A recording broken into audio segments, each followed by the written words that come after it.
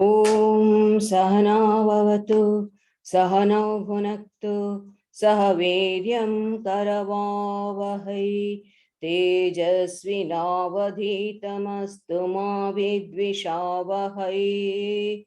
Om Shanti Shanti Shanti. Om, may Brahman protect us both.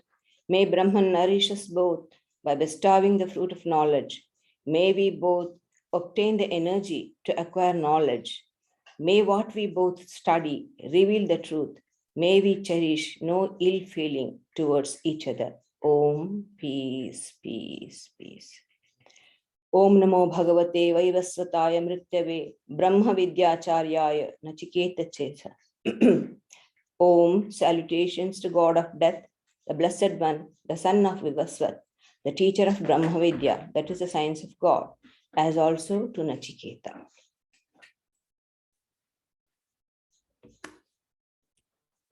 So in this chapter, we are getting a wonderful imagery, tree imagery.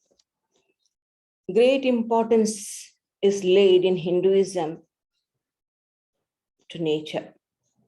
There's always a sense of sacredness attached towards plants, trees, animals, etc.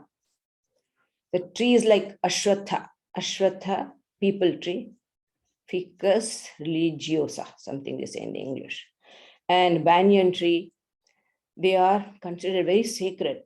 There are more trees like Audumbara in Maharashtra. It's considered very sacred.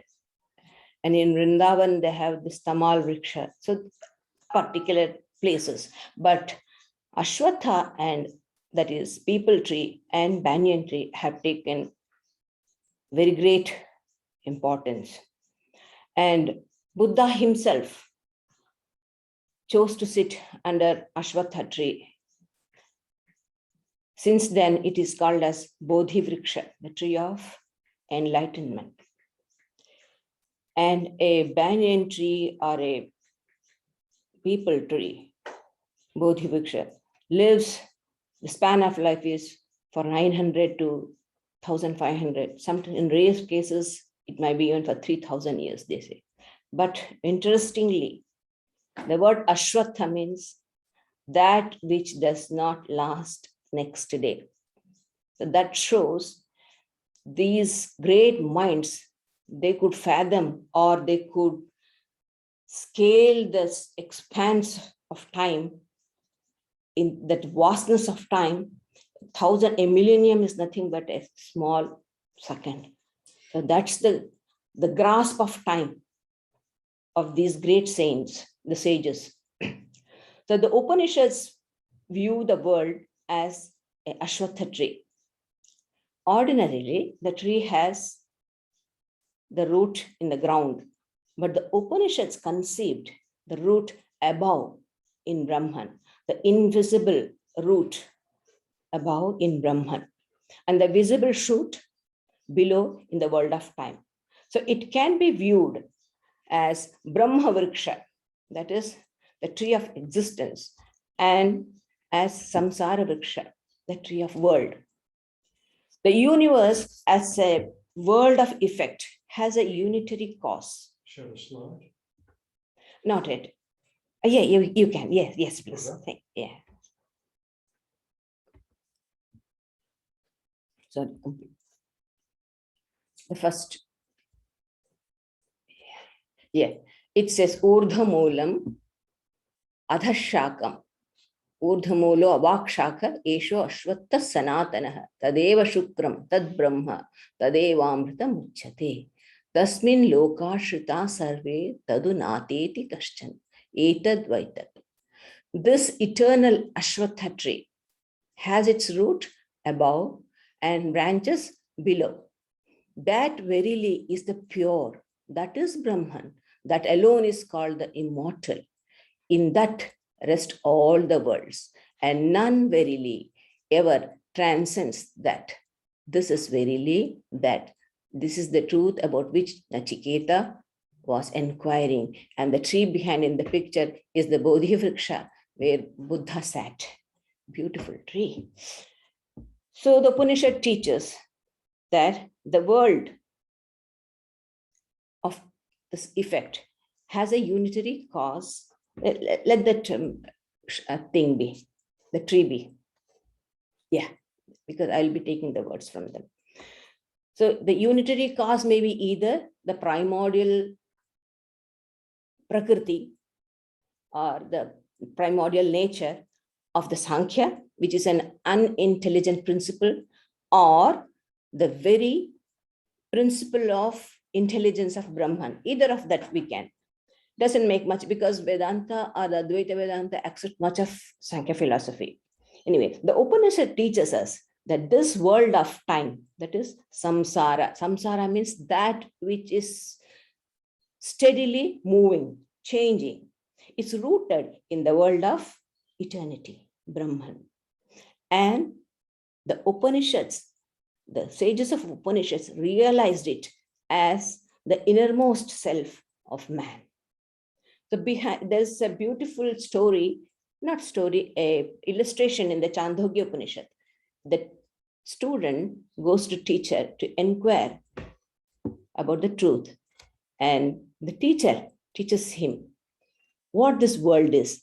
So he asked the disciple to get the fruit of a negrodha tree. Negrodha means banyan tree. And the student brings it, and the teacher asks him to cut it. They cut. What do you see? Lots of tiny, tiny, tiny, tiny seeds.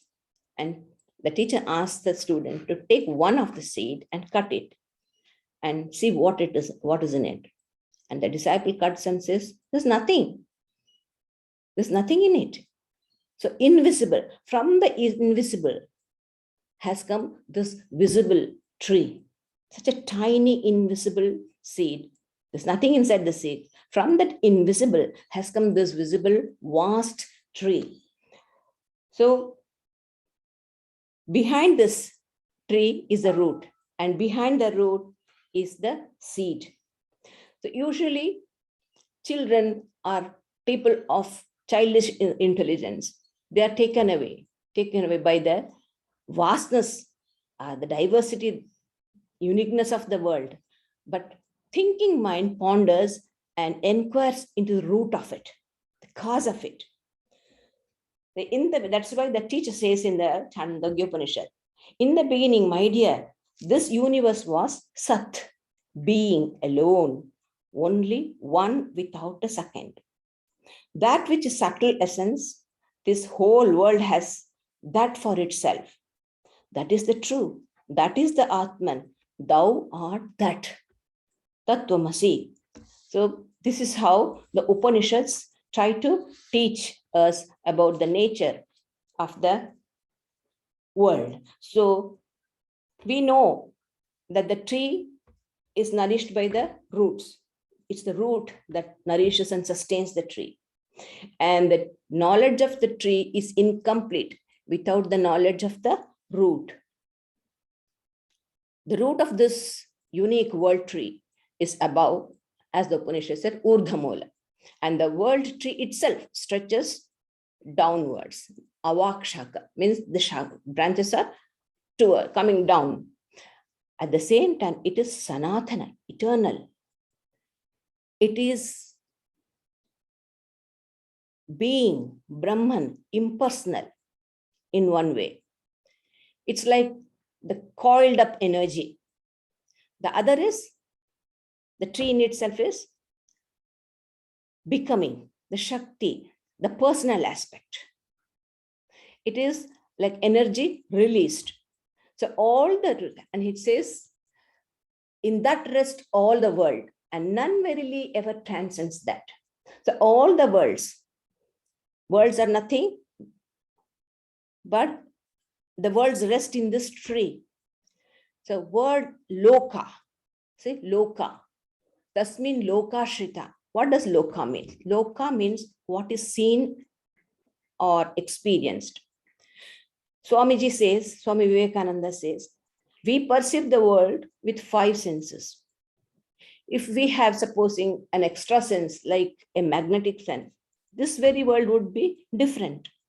So loka is is the perspective, the way you look at it, with the given awareness, the given degree of awareness.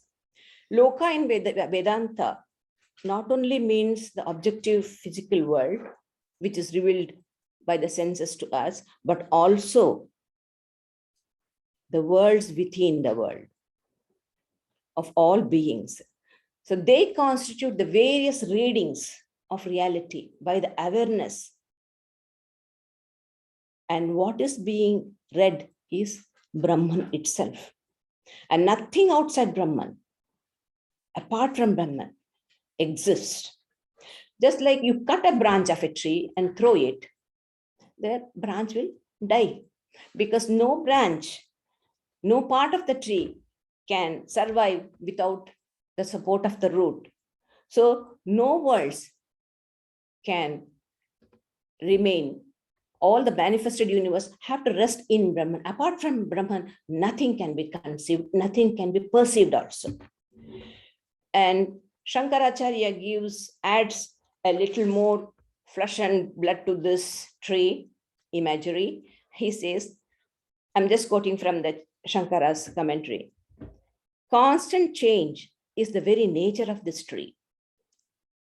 Now we have in our nursery, there's a Moreton Bay tree behind. It's evergreen, always green. But every time the old leaves fall, you just can't make out the leaves at all. But every day, the leaves fall. So it looks sanatana, but the change is going on. It's a contradiction. It's eternal, but the change is going on. So the trees look always evergreen, but gives us a lot of jobs for cleaning the backyard. So it's constant change and gives an idea of perpetual, evergreen-ness of it. And the seed of this tree, Shankara says, is avyakta. Later on, we will be discussing the chapter. At that time, I will deal with this avyaktas. Avyakta is unmanifest. And what is the seed? Ignorance. Ignorance of the nature of the world and ignorance of our own nature causes desire, kama. And in turn, kama brings actions. So avidya, kama, karma. Ignorance, desire, and action. These go together. So these are the seeds. And its sprout is the cosmic mind, which is the receptacle of Jnana Shakti and Kriya Shakti. Knowledge and action, the power of knowledge and action. And its lower branches are various subtle bodies of living beings, watered by the longing for enjoyment. Its tender shoots are sense organs. Its leaves, Vedas. Look at the boldness of the scriptures. These leaves fall away. So the scriptures are considered as the leaves. So scriptures also fall off. Scriptures are useful as long as we do not realize the truth. Once that is finished, the scriptures have no value for us in our lives. So like Sri Ramakrishna said in last week, you heard Mataji telling, you have a list of items that to be brought from the market. So once you tally whatever you have brought, then you throw the list. So that is just to compare, to verify your experience with the scriptures, whether you are in right track, the scriptures are needed. Nothing more than that. Hinduism doesn't attach much importance to it. What is important is our experience. So the tender shoots are the Vedas. Its fruits are karma phala, the fruit of actions, the result of our actions. And tree means birds nest there. And what are that? They're living beings. And this tree, this is the beautiful part of the explanation Shankara gives, I like. The tree of this universe is constantly reverberating with tumultuous noise of singing and dancing, with instrumental, vocal. Always look at the people running around. day and night. We know the night world, how it is singing and mad. So some are saying, wonderful, come on, beautiful, clapping hands in the frenzy. And some mourning pitifully. So happiness, misery, all is in this tree of world. And this tree can be felt only with irresistible sword of detachment. Sri Krishna also speaks about it in Bhagavad Gita and says how to cut this tree. The tree itself cannot be cut. I've been thinking of telling you something which I've been avoiding because I don't want to use much English, Sanskrit words. But there is one thing we need to understand. One particular word I am taking liberty to use. That is the word upadhi. Upadhi means limiting adjunct. What is an upadhi? Let me tell you. Any adventitious objects which apparently influence, mind the word, apparently influences something else to appear differently from what it really is. Upadhi, limiting adjuncts, means, I'll get an example. Supposing there is a colorless, a crystal. So we bring a red flower in front of the crystal and the crystal looks red. So the crystal is the red flower is the upadhi on the crystal. Remove the red flower, the crystal is back in its. In the same way, this body, mind, intellect, these are the limiting adjuncts, upadhi, on the Atman, and which makes Atman means the individual self. That is the self which transmigrates from one body to other. That one. And this world is an upadhi on Brahman. My body and mind is upadhi for me, for the Atman, the Jivatman, and the world is an upadhi for Brahman. So felling the world means I have to progressively get rid of my not self. I have to detach myself from my not self and be focused, be established in my true essence. That is how we can fell the world tree. World tree in itself will be there. I might get my moksha, liberation, but it is there for the others. The Prakriti is there for others still who are not. So we can't that, because the world is not something that you can blow and get rid of. So destroying the world means destroying the attachment. Sri Krishna uses a beautiful word, asangha shastra. Asangha shastra means detachment, with the sword of detachment. So we destroy this world by destroying the attachment that we have cultivated through our sense-bound mind. The Brahman itself is pure, eternal, Sanatana. This is about the first verse. And then, Brahman is transcendental and the world is here. Is Brahman then working the world? The world is going like a, what do you call? Brahman is having a remote control with that. Is he functioning? No. There is a law and order in this universe and none can transcend. The second one.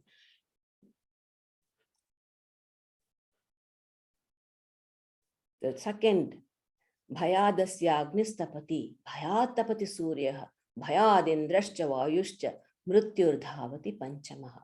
From the fear of him, the fire burns. From fear of him, the sun gives heat.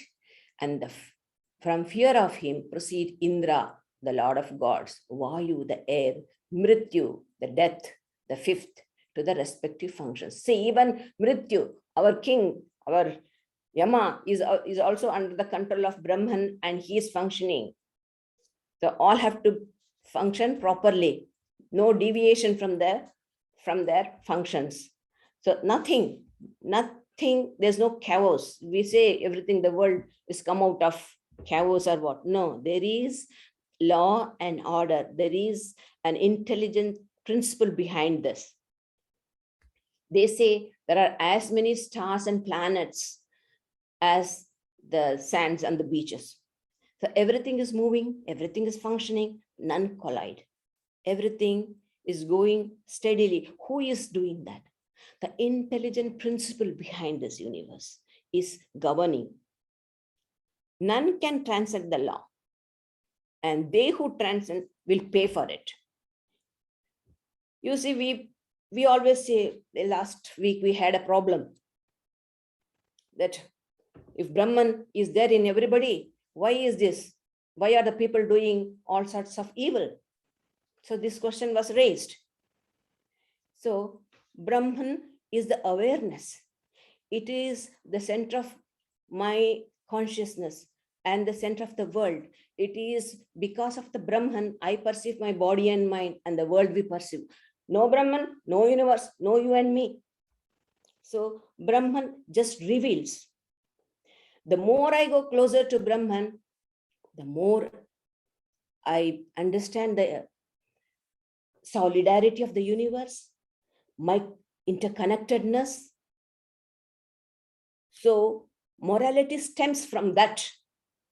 Those who go away from the center, the more they go away, the more pronounced is the diversity or the difference. This difference is the root cause of all the evil. The moment I am separate, so I become important. All that we see this dictators doing and all this evil. Why? Because I want to make of myself happy. I want to fatten my individuality, my ego. So this comes. But the more we go closer to our inner center, the more we become poised, calm, we understand our true nature and our connection with the universe and the world. So, nahinasthyatmanatmanam. One doesn't harm, injure others when I know that my neighbor is myself. So, the choice is for you. You go nearer, closer to your center, you be a Buddha. Away you go from the center, you be a brute. So it's left for you whether you want to be a Buddha or a brute. Brahman has nothing to do with it. Brahman reveals your Buddha nature and it can even show your other nature. So it depends upon me, what I choose. We have discussed this, the choices we make last time. So nothing can be apart from that. Everything has to obey the law. But when I understand this, what happens to me? I'm the gainer. No one is forcing me. You see, freedom is our nature. The moment law comes, we want to go against it. Now people don't want to get vaccinated. Why? They want to assert their freedom. We are a democratic country. We have our choices. We have got our rights. This comes. But when I know that I am part of the community, I am contributing to it, my not abiding to the rule will injure others. When I get this awareness, when I know that I belong to the community, then there is no resistance in me. I accept it. So in the same way, all these laws, see, Brahman, we can't transcend the Brahman. I mean, we cannot go against this laws, we say. But there is in us always our, what do you call, and how to say, we always want to go out of the law, no bondage. Freedom is a very nature. So we resist laws. But when we understand the working, then there is no more force on it. We become free and we participate in it. That is the yajna. Or if you are a devotee, you surrender, you take it as a play, leela. Or you participate in this big yajna or the sacrifice that is going on in this whole universe. So that you take things voluntarily, joyfully. That's the difference. If not, like a slave, I have to accept the law. then the Upanishad says this Brahman has to be realized. That is the constant exhortation of Vedanta. Why? Why should I realize it? If I realize it here and now, then it is there. It is the truth. And what is the gain? What will I gain by realizing that? As I told you, I will be freed from the creatureliness. Here Yama will tell you, Jantor Amritattvam Muchyate. You will be freed from the creatureliness. What is creatureliness? Creatureliness is our helplessness, our dependence. I need so many things to make myself happy. But when I know that I am existence, consciousness, and bliss is part of me, bliss is within me, joy is, so I don't need anything for me to be happy. So the less dependent on the matter, that is the gain, big gain. Even if I am locked up in a prison all my life, still I can be the most happiest person, because the joy is within. I seek the joy within me, nothing out from outside. This is the biggest thing, because we don't want to be under anything. We want to be free beings. So if we are from our creatureliness, our dependence, if we are free from our dependence and our helplessness, what more we want? The sense of freedom. I am free. I am free. This sense of freedom is what we all are seeking. It's a joy of freedom that we attain when we realize the Atman here and now. Supposing that doesn't happen, before that we have to give up our body. Then is this shloka there? Next one. Yeah. Yeah. Iha cheda shakad bodham prak sharirasya visasah tatha sargeshu lokeshu sharirattvaya kalpate. If one is to able to realize Brahman here, in now, in this very world, before the fall of the body, one achieves that life, true life fulfillment. But supposing if one fails in this, then one has to perforce to get embodied again in the worlds of manifestation, or we may be getting again and again. So the birth, childhood, growth, old age, death. This is, and before we come to this fourth, if we can realize it, in the Bhagavad Gita, Sri Krishna says, even before the death, if you can realize that you are spirit, blessed and eternal, that's more than enough. So if that doesn't happen, again, we have to be born. This is the problem. And when somebody is told that if you die again, you will be born, some people are really happy. I'll get another chance to enjoy the world. You see, this is not the attitude of Vedanta. What happens is the repeated birth, repeated experience will ultimately reduce to us to creatureliness. The organism will not have the freedom to choose. The freedom of choice is not there, whether to be born or otherwise. The glory and the dignity of man lies in the struggle to overcome his creatureliness by manifesting the ever-present freedom that is within him, which is our true nature. And if that doesn't happen, what happens? We have to be born again. So that the Upanishad gives in a various way. The Upanishad says, if you can realize the Brahman here and now in this very body, your understanding of Brahman will be just like how you see your reflection in the mirror. Clear. When we see our face in the mirror, it's so clear. So that to that extent, our understanding, our comprehension of Brahman will be in this very body. And supposing if doesn't happen, and there are different heavens in Hinduism.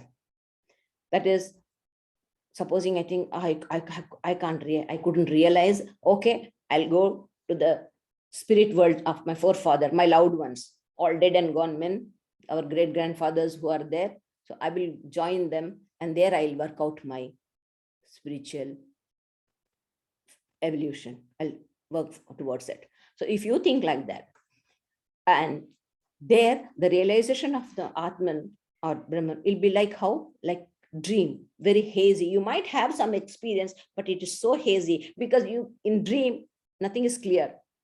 There is no connection. So your experience or your perception or your understanding of Brahman will be like that, just like how we perceive the dreams.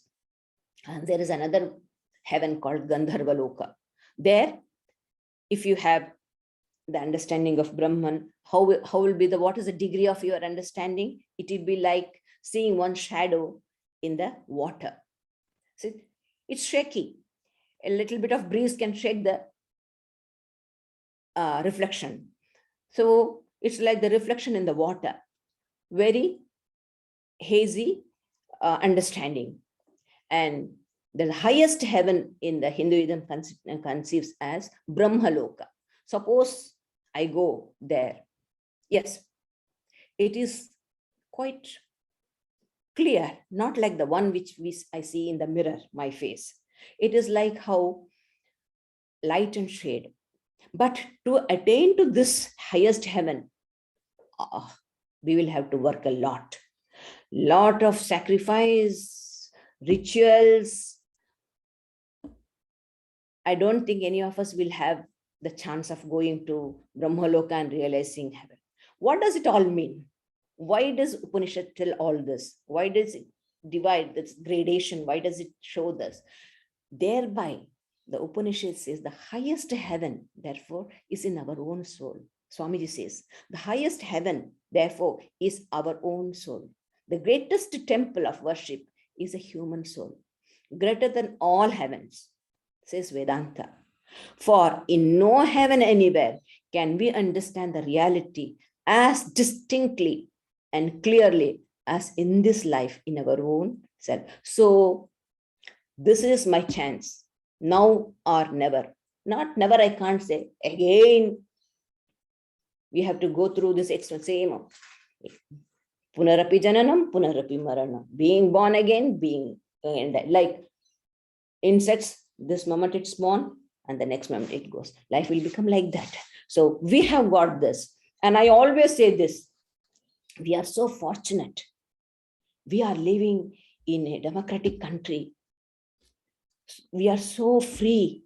We can think apart from other things. Supposing we were in those countries where so much of political upheaval and so much of people have gone through. If such type, where is the time for them to think of the Atman? Now, having come to this wonderful country like Australia, India, where you have got the freedom, we are a democratic country. Freedom is our right. Vedanta says divinity, and democracy says human dignity, freedom, both aspire for freedom. This is our chance. We have to work towards this. That is what Upanishad is telling us. If we can do it here, right here, you have this. So Upanishads proclaim that it is not only our birthright to realize this divine nature, our absolute freedom, but its attainment will raise us even above the gods, the angels. And how am I to realize this Atman? And what again is its utility? So, Indriyanam Prithak Bhavam. Do I have this one? No, it's not that. We are not dealing with this. The next is, just a minute, please. Na sandrishena. Anyway, so how do I realize this? The Upanishads have only one way of doing it. That is the only way. Upanishads, I'm saying. There might be many ways according to the other Vedantic ideas. But when we come to Advaita Vedanta, because we are studying Upanishads, when I understand that the senses have their separate origin and that they are distinct from the Atman, and that they have their rising and setting, and this rising and setting belongs to the senses alone, not me, such a person will realize the truth. So what do they mean? So you are different from the body, the senses.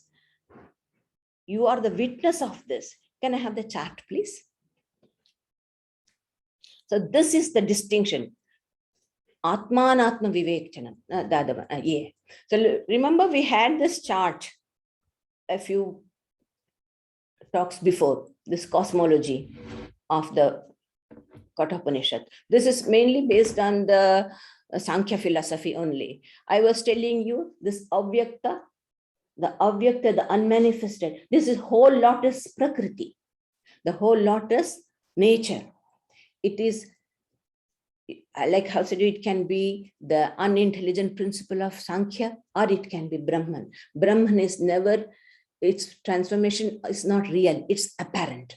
So avyakta is the unmanifest. Its roots are avidya, kama, and karma. I told you, ignorance and desire and action.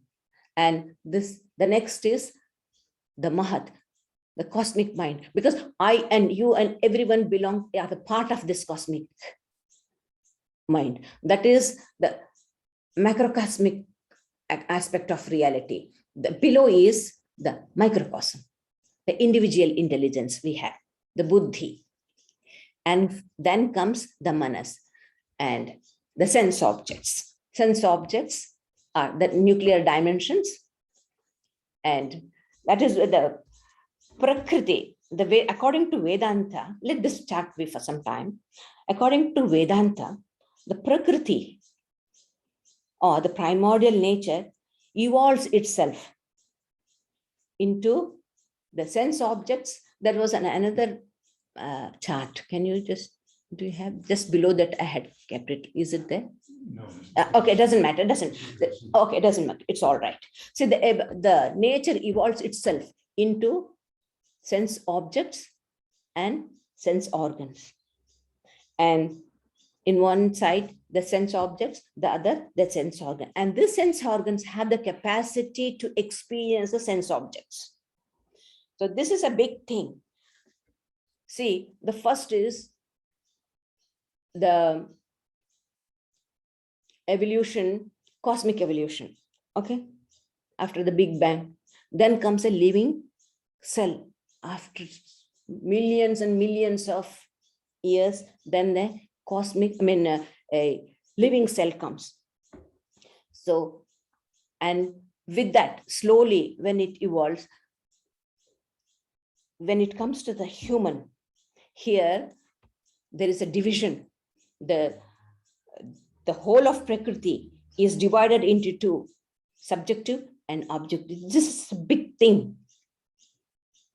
Until and unless there is no chance of experience at all, it's all objects are lying without anyone to experience. But this emergence of an experiencer is a breakthrough. But in the earlier species or in the earlier stage of our organic evolution, this is not obvious. But as the evolution raises, advances, it becomes more and more pronounced. And with man comes the complete understanding with a moral sense, moral values within. So I don't remember which philosopher it is, I can't get it, but he says two things fascinated him. That is the starry heavens above and the moral law within. So this capacity only a human being has. So I understand. See, an animal cannot understand, but I understand that sense objects are something and I am something. This differences, this discrimination, this discernment is the very, very essential thing in Vedanta. So I am not the sense organs. I am the pure consciousness, which imparts consciousness to the sense organs. I am the witness of all the three states. So the senses have the rising, that is in the waking state, the senses are active. But when I sleep, the senses set in, that is setting of the senses. Just like how sunrise and sunset is there, the sun and the senses rise in the waking state, and the senses go back to sleep in the sleeping state. But I am the witness of all this three. So this distinction, to take your stand as a witnessing self, is the unique privilege of human being with this wonderful cerebral system which the nature has evolved. And this chart, we had it in the last time where Yama said, from the outer fringes, there are two extreme ends. One is the self, the Atman. The other scenario is the other, and the spectrum is the sense organs and the sense objects. The sense objects and the sense organ. Then comes the mind. Then comes the intellect. Then comes the cosmic mind. Till the buddhi is our spiritual progress. We do it. And when we come to buddhi, when the pure buddhi is attained, then things take different proportions. Then we are in the hands of some higher principle which operates through its own law. And our focus is still the buddhi. So the Upanishad says these are the higher hierarchy. From the sense organs, mind, then the intellect, we come. And finally, where do we end up? We end up in the Purusha. The Purusha is all pervading, but entirely devoid of an indicative mark. I can't say this is Purusha. See, a black man is different from a white man. If fat man is different from a skinny man, an intelligent person is different from an ignorant person. These are the indications through which we recognize things. But when the Atman or the Brahman comes, there's no indication at all. So, alinga. There is no linga, there is no indication that this is what. No. So we are stepping back and back and back and coming to our own real self without, which has no indication at all. So Atman is, there is no indicative mark to recognize the self. Then how am I to realize that? The ninth one, na sandrishi. This, the chant, the other shloka. न सन्दृशे तिष्ठति रूपमस्य न चक्षुषा पश्यति कश्चनैनं हृदा मनीषा मनसाभिक्षिप्तो य एतद् विधुर अमृतास्ते भवन्ति.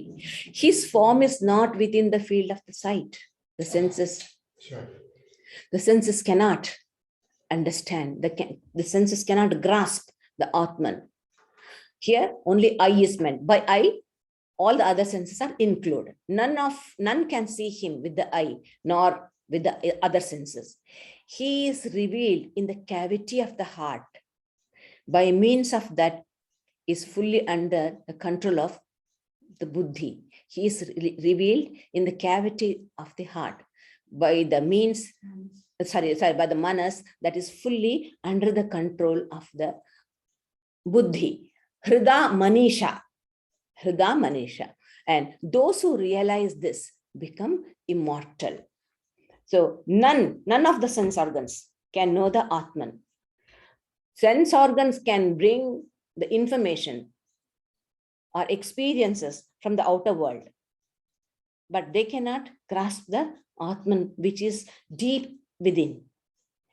So it is subtle. Last time I had told you, subtlety, immensity, and inwardness is the way. The more you go within, the more you feel your subtle dimensions, and the more deeper it goes and more vastness. Just see, our physical world, so much we are restricted, but our mental world is so vast, and our intelligence still vaster, which can, through this intelligence, how many galaxies, what's happening, we understand. So our intellect is further, vaster than the mind. The deeper we go, the subtlety becomes, increases, gradually increases. So The senses can never understand that subtle Atman, nor the mind, which is acting as the tail end of the senses. If the mind is attached to the senses, that mind is an impure mind. It cannot grasp the truth of the Atman. And so is with all the other internal organs like the intellect, emotions, will. All these are tinged by the color of the not self, the world outside. So the subtle Atman, the truth of the subtle Atman cannot be realized by that mind or the senses, including the mind. Mind, because according to Vedanta, mind is nothing but another sense. So as long as the mind acts as a tail end of the senses, it is impure. But when the mind is freed from the thraldom to the senses, then it becomes pure, transparent, and it attains to a, what do you call, lightness, and a sense of ethereal feeling comes, and it gets the capacity to raise above. It shoots up, it goes towards, it travels towards the higher reality. So this higher integration of the mind, the intellect, the will, the emotion, everything is purified. That ultimately will end up in producing or creating, or what I can say, in pure buddhi. We attain this pure buddhi. Shankaracharya calls it Nedishtam Brahman, the nearest to Brahman. What the senses cannot do, this pure buddhi will do for me.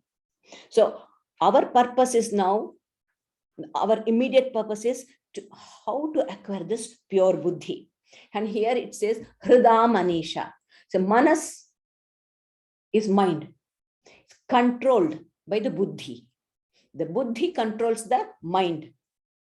So the mind becomes powerful. The buddhi becomes powerful. And Sri Ramakrishna says, pure mind, pure buddhi, and pure Atman are one and the same. Buddhi means not this. This according, it might be according to the science, modern science, or whatever it is. But in Vedanta, buddhi means the heart, the cavity of the heart, where you feel a sense of the emotions. Emotions are not, we have got to activate this. You can hold on to the emotional heart, through that we activate it, activate the spiritual heart. It's a spiritual heart, which its outer manifestation is the physical heart. So emotional heart and physical heart. But the spiritual heart is just there.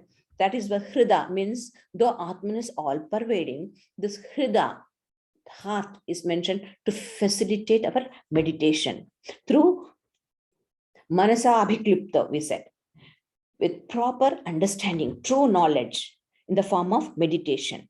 When we understand, when we come up to that heart, then the Atman is revealed. What actually happens is the light of the Atman plays upon the buddhi.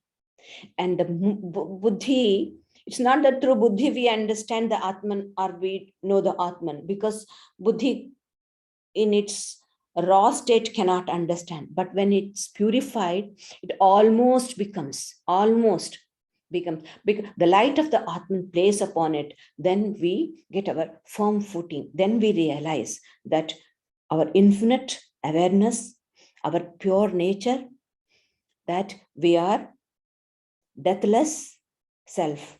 So, and our immediate goal is to attain to this pure buddhi. When we understand, when these five sense organs of knowledge, that is touch, taste, seeing, hearing, all this, smelling, all these are the organs of perception. All these five organs of perceptions, along with mind, is still. That is, the sense organs are not going towards the sense objects. They are still. And the mind is still.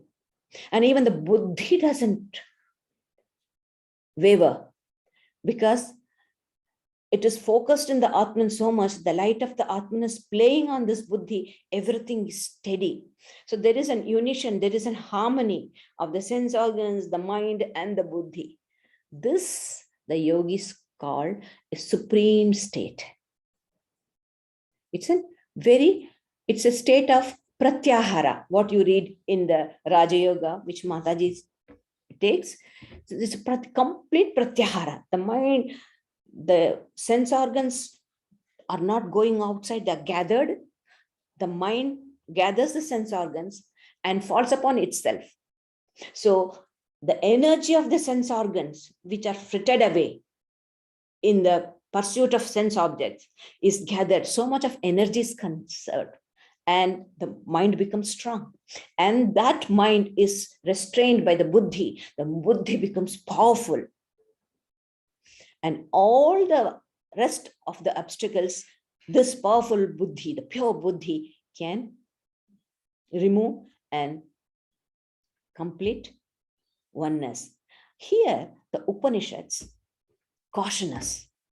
So when we get something, I don't say transcendental, transcensus, some experience, we think we have become spiritual, we are strong enough, and immediately we take up the role of going and saving other souls. Yeah, that's good. We don't deny, but one need to know one's limitation. We haven't yet realized the Atman completely. Before that, there is similar, there's an inner poise, the feeling of joy, and strength is coming. Everything is there. So we might be overconfident about our spiritual progress. Here, the Upanishads caution us. Tam yoga miti manmatra. That is, the Upanishads tell us, beware, be vigilant. Tam yoga miti manyante sthiram indriya dharanam apramattas tatha bhavati yogo hi prabhavapyayo. They, the sages, consider that as yoga, they consider this as yoga, the steady control of the sense organs. I told you, when the sense organs are firm, not going out, they're steady, they're within themselves.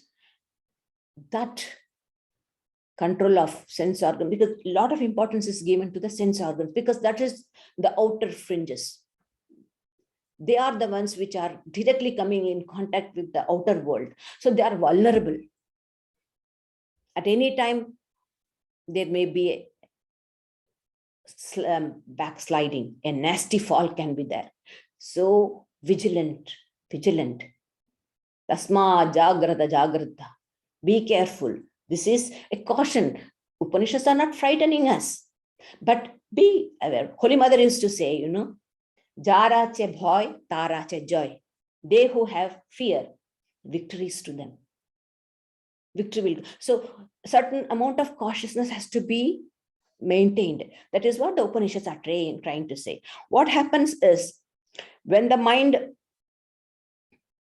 along with the sense organs, it becomes steady, and then it enjoys certain freedom. So there comes the time where we might have ignored some of the latent impressions. Nothing will happen to me. It's all right. Those will take up, because we have been meditating. A lot of energy is there, and the complete purity of the mind is not there. All those, the weeds come up soon. As soon as there is rain, first thing to come is the weeds. So as soon as the energy is conserved, the weeds, all the latent impressions which by mistake we might have ignored, they prop up, and there is a fall. So always yoga is, there is up and down in the yoga. So be vigilant, be careful. Shri Krishna says in the Bhagavad Gita, Indriyani pramathini haranti prasabam manah. Turbulent senses, O son of Kunti, do violently snatch away the mind of wise man who is striving after perfection. So be on alert. These fears are in the early stages of our spiritual journey. Once the buddhi learns or enjoys itself to bask in the warmth of the divinity and the divine self, then, or when the mind becomes atma-oriented, then there is less fear. So when the mind controls the sense organs, a lot of energy is saved, and that mind becomes very powerful. And the buddhi, that mind is restrained in the buddhi, and the buddhi becomes powerful. For all of this, the first thing is see that our minds are pure, clear, no attachment to the sense organs. Upanishads are not telling us don't eat, don't keep fasting. No, not. Everything is good in its limitation. Even if you consume or nectar, if it becomes more, it will become poison. So indulgence is not good. So don't indulge. Take things as it comes. So our priority should be to see that our buddhi is pure. A pure buddhi is the greatest weapon that we have. And this body, mind, this birth, human birth, is our opportunity, greatest opportunity. I always feel, in Punjab, in Amritsar, we have this Jallianwala Bagh, where that massacre had taken. I always remember this human body is like that. The Jallianwala Bagh, it has a huge walls. It had, and at one small narrow gate, exit. That exit was blocked by the General Dyer, and bluntly he ordered the military to shoot the people who had gathered on a religious festival. So that was a big, during the freedom struggle. So I saw it, such a small, that's not more than this table, such a narrow exit, big ground with huge wall, very strange, and people couldn't escape. So it is like that. Our human body is like that. This world is like that. So we are going through this again and again and again and again. Our eyes are closed. So what we do is, every embodiment is like a touch. We start touching this wall and trying to feel where the exit is. You touch, that is an embodiment. A next touch, it's an embodiment. Like that, we keep coming. You touch, and somewhere you're coming, supposing you're coming closer to the exit. And when you're almost coming to the exit, a mosquito will bite your leg. And what you do, you just go to hit the mosquitoes. You lost the exit. Again, go back. See, this is how birth and death, death and birth, birth and death. This is going on. Upanishad is taking, you have got now this birth. This is your chance. Take up and be free. This is the message of the Upanishad. There are a few more verses that we will finish it in the next class. Thank you.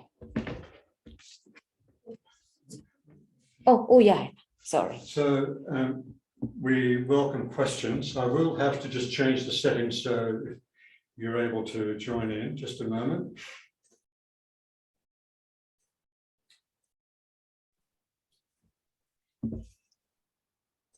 Okay, so now we welcome any questions. Mataji, I had the question with regards to the buddhi. So when it is said buddhi, so it is just the heart, or the heart and the brain combined is taken as buddhi in Upanishads? No. In the Upanishads, buddhi is considered the heart. Hridayam. Hridaya gruha. That's why it's a hridaya, as they say. Yep. It is, to understand this, buddhi, you need to practice spiritual practices. it is how it's an intuitive faculty. Like, it is not the buddhi that is in the brain. No, it's the higher mind is called as intellect. The higher manas, you can compare it to English word buddhi. But the buddhi, what the Upanishad says, it is the heart center where you feel the feelings. You say, my conscience is pricking. You feel that prick when you do something wrong, or when you do something right thing, you feel the strength. It is somewhere there. That has to be activated through sadhana. So this is where the Upanishads have only one small prayer, that is the Gayatri, the prayer. Dhiyo yona prachodayat. Awaken my intelligence, awaken my buddhi. So this is the prayer we say. That is the heart center. This is not the mind. This is according to Vedanta. Whatever the physiology may say, or the psychology, Western psychology might say, but according to Vedanta, buddhi is the heart center. It is that has to be activated through sadhana. This is it's like an intuition. When you remember, Sri Ramakrishna tells, when the mind comes to the fourth state, the first three are the lower, the fourth, that is the buddhi, the heart center. That's the buddhi. Yeah. No, that makes sense, because I was also reading the other day, and that says when there's a research, or because I keep working on the spiritual and the science side of as a hobby in an understanding or reading books, it says even there is a change in concept in the neuroscience, that the brain is there, but there is more complex neurons which are present in the heart. Yeah, that's it. Yeah. Because they verified and they did the experiments, and they happen to, when people have heart transplants, so suddenly when the new person gets the heart, they start imbibing the behavior, the likes and dislikes of the heart, which is coming from the person or where the heart was transplanted from. I can forward that video or the research paper again if someone is really interested.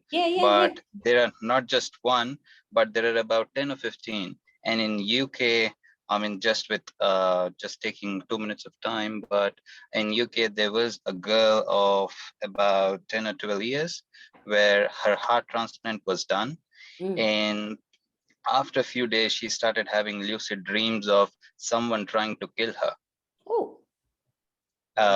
And then she went in, and they figured out with the psychologist and this thing, and she was able to say the same words where the heart was transplanted from.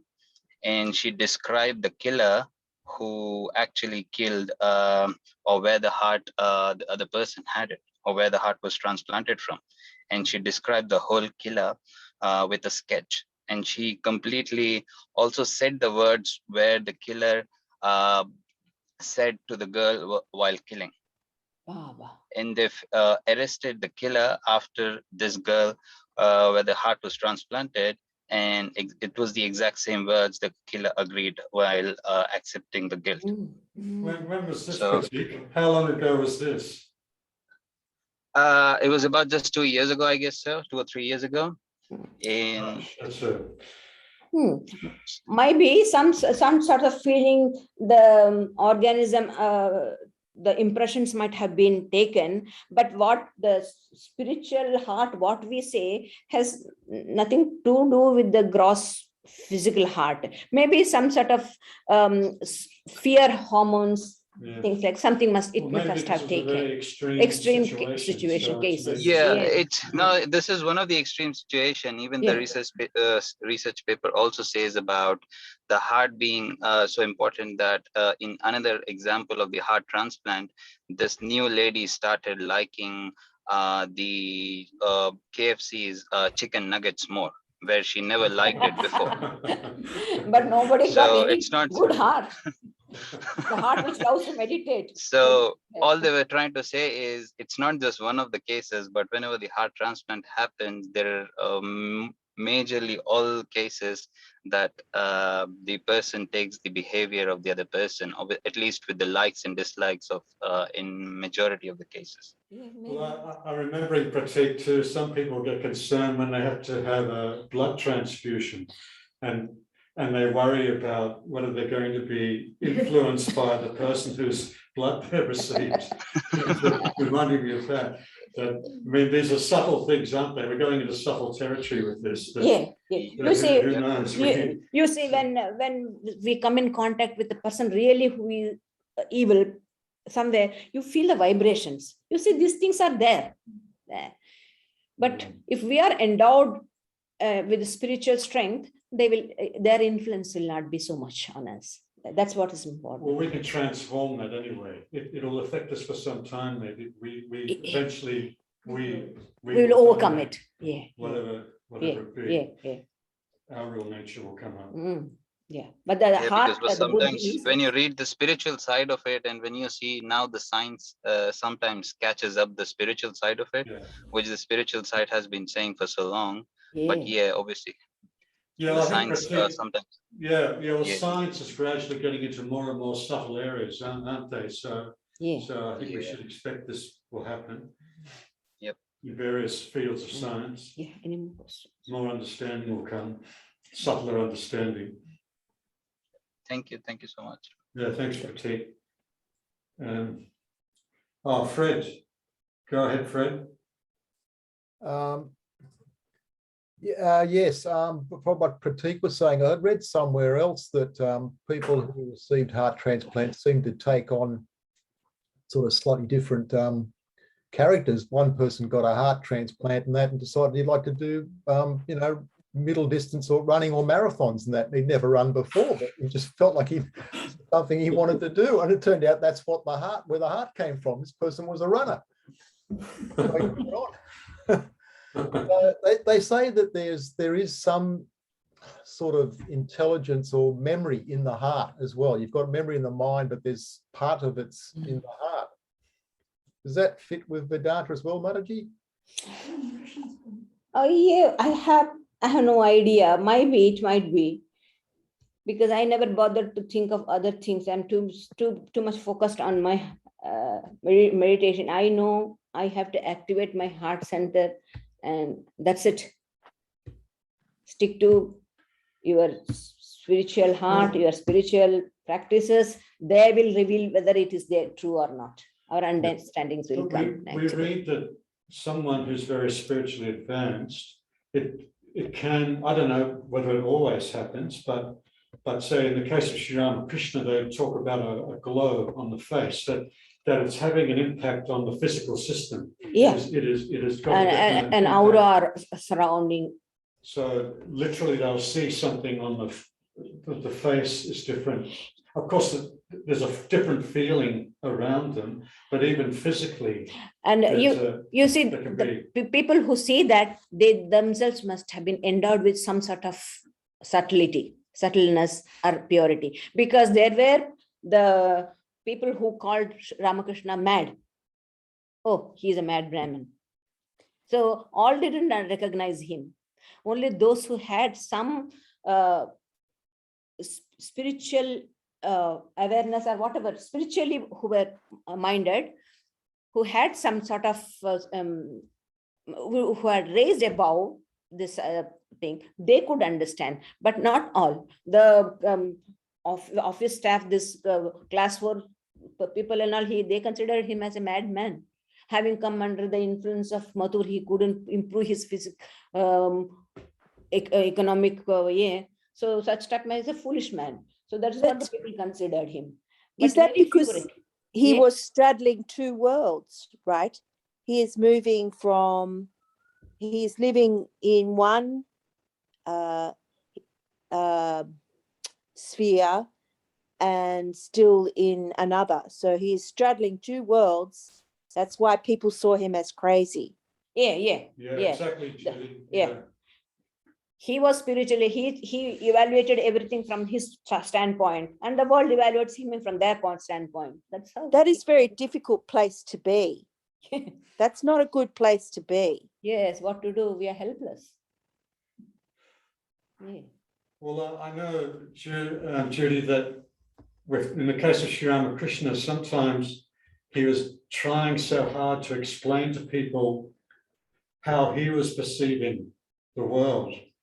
And when he was going into a deeply meditative state, he was trying to describe what was happening.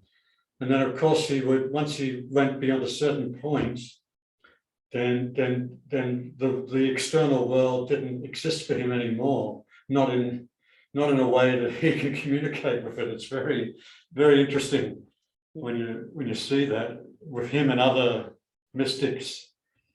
Yeah, you cannot express all the experiences. They're Words like- fail. they're- Words they're- fail.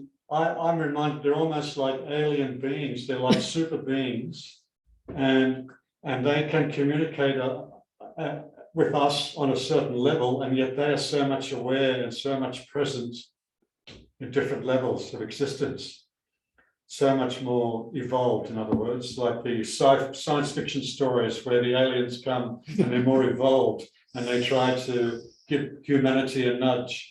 I love those stories, and these mystics remind me of that idea that it's an advanced being, and we grapple to understand them.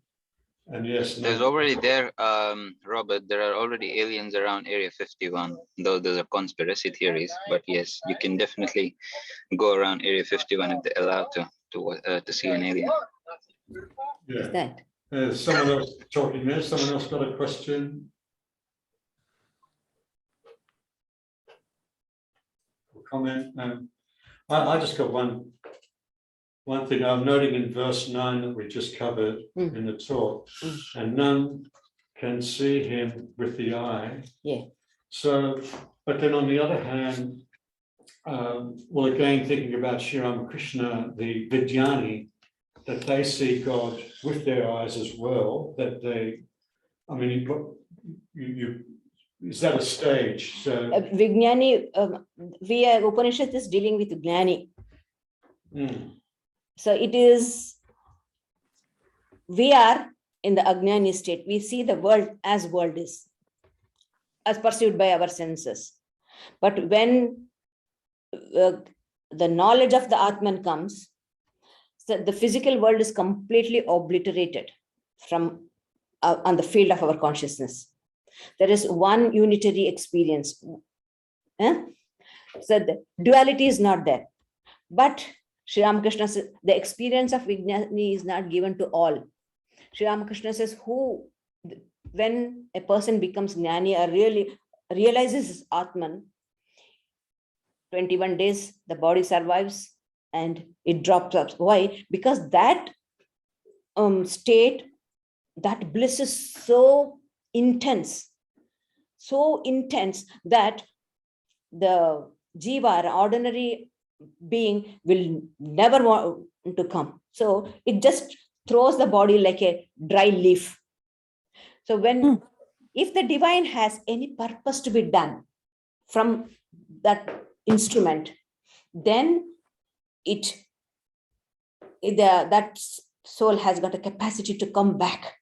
It can stand the temptation of infinite joy, brush aside that infinite joy and come back to our level and do. So at that time, it sees the divine forms, and it even sees the divinity in the persons. So Vijnani state is a very high state. Well, I mean, people can have an experience where they see divinity all around them. You know, we read about that with the many mystics. Yeah, even is the Vidyani a case where technically Vidyani is always seeing that? Always seeing. Whereas a mystic will see it when they get into that mystical state. Actually, because it is too subtle and needs a lot of explanation. That's why I was avoiding this God realization.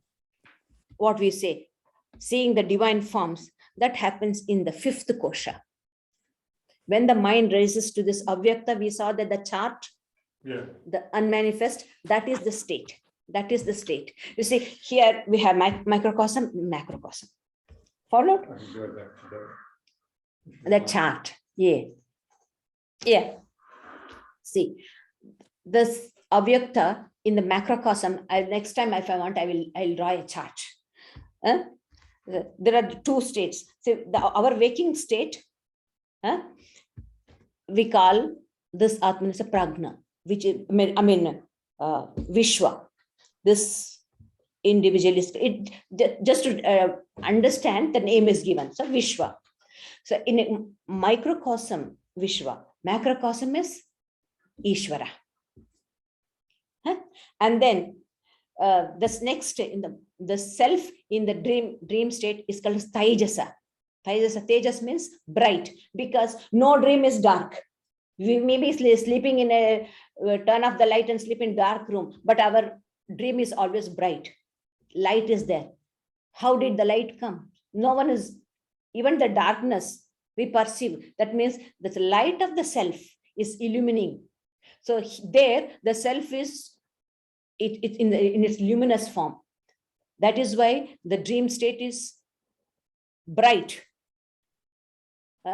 And it's next, Vishwa, Ishvara, and the pragna. The third is the deep sleep state, and this macrocosm. These two is same. So when I reach this prajna state consciously, yesterday on the Friday we were talking about it, trying to reach this sushupti state consciously, means I am reaching through meditation. I'm encountering that self, and I can tap into that. So this, when that happens, then I have the vision of God. So it is spiritual vision. But what we are speaking, Brahman is beyond the form. This is where only one example, because in the other traditions I do not know. I am more accustomed to Sri Ramakrishna. So this is what happened with Totapuri. Totapuri was trying to take him beyond name and form. Sri Ramakrishna was within the name and form. He was. So, and his one object, dearest object, was Mother Kali. So his senses could completely, as soon as his mind got focused on the Ishta, on his chosen idol, all the sense organs would come back. Like how you said, I said here in this Upanishad, we said when all the sense organs become still, they are gathered into the mind. That was what was happening to Ramakrishna. The sense organs would be gathered in the mind in the buddhi straight away goes into the Ishta. That was what is happening. But Totapari was telling, now get rid of this name and form, go beyond it. So that was what he was finding difficult, because that object was so dear to him. He did not have the heart to go beyond that name and that form. The whole of his being was attached to that one name. We have got so much of attachment to so many names and so many forms. That's why the moment we sit for our meditation, thousands of names and thousands of forms come into our mind. But that was not the case with Sri Ramakrishna. One name and one form was so dear to him, which he could not get out of it. That time, then he says, then he imagined the knowledge as a sword and he cut it. See, it's just words for us. Really, I don't understand what actually he means. He says, taking the knowledge as a sword, he cut the form of the Divine Mother into two, and his mind immediately transcended above the realm of name and form. So that is, then it reached into Brahman. But before that is the name and form. So this is the highest evolution that human being can aspire after. This realization of the divinity, the divine in Ishta, or what we call Ishta Sakshatkar, realization of one's chosen deity. So that happened. It is all within the realm of this Avyakta. That's in the Prakriti. That's why we call Holy Mother Parama Prakriti. Parama Prakriti means supreme divine. It is like what Mataji used to say, the point of singularity. So to that extent, the mind can reach. An ordinary mind like us, when trained and disciplined, can reach to that extent. When if that happens, naturally it at some time it might dissolve, the mind might dissolving of the mind, no mind state. Just imagine how subtle and how difficult it is to have a state of mind. But that all this can happen through the practice of concentrated mind, through meditation. Not a meditation of a day or two, month or two, or year. No, life after life. So that I think. All right. Thank you. We better wind up. Thank you, everybody, for attending this morning. Apologies for the confusion about the link. We'll do our best to make sure that never happens again. And happy that many of you were still able to find your way through to the talk. Next Friday night, we have the fortnightly Bhagavad Gita discussion. We're continuing our study of the 6th chapter, the Yoga of Meditation. Next Sunday, we have a special event. It's the Durga Puja celebration. And there'll be chanting by the Sharada nuns. There'll be talks by Mitu Datta and Pravrajika, Sridharaprana. And I do hope you can join us for that special event.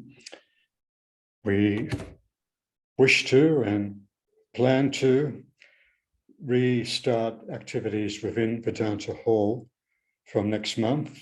Of course, like all of us, we're keeping an eye on how we're going with the managing of the COVID-19, but looking good so far. So we'd love to have any of you in person back with us at Vedanta Hall. Do wish that you're fully vaccinated if you're coming. And of course, there's all these various requirements with mask wearing and social distancing and so on. We're not expecting that we're going to have many people in person, and those of you who've been there, we've got quite a nice big room there. So we feel we can happily manage and comply. So let's see how we go from the first week in November. We hope to be back in Vedanta Hall, and we will always be continuing with the Zoom as well. You'll always have access to that to attend virtually. So thanks very much for joining us, and we'll see you on Friday night. Thanks a lot. Thanks, Judy.